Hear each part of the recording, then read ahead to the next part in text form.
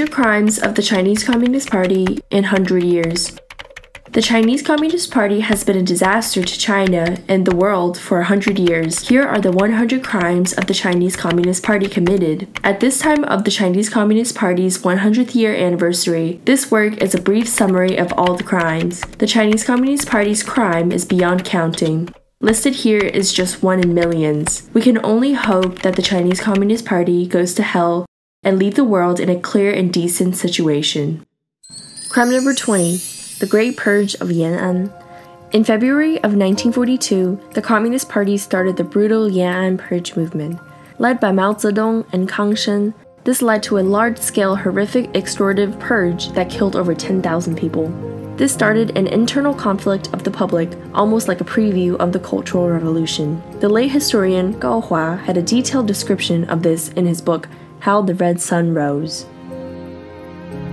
Crime number 21. Mind control. In May of 1942, Mao published the Speech in the Yan'an Forum, where the CCP began the implementation of systematic mind control and cultural dictatorship.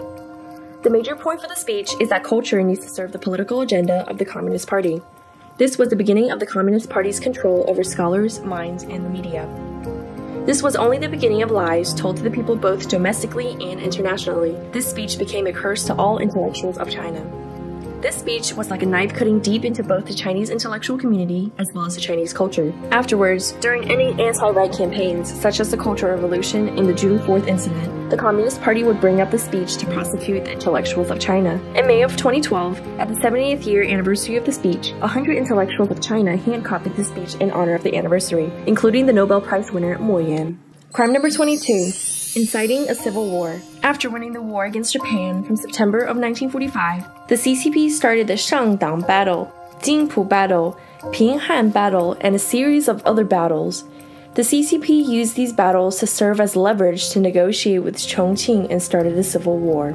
Crime number 23. Accepting assistance from Soviet Russia. From November of 1945, the CCP received ample assistance from Soviet Russia in terms of military weapons, personnel, and money. Gradually, the Communist Party gained military superiority in the civil war against the Kuomintang. The statement, the Kuomintang's warcrafts and cannons were defeated by CCP's Millet Plus rifles, was just a lie fabricated by the Communist Party. Historian Yang Kuisong has recorded it in detail in his book named Reading History for Facts.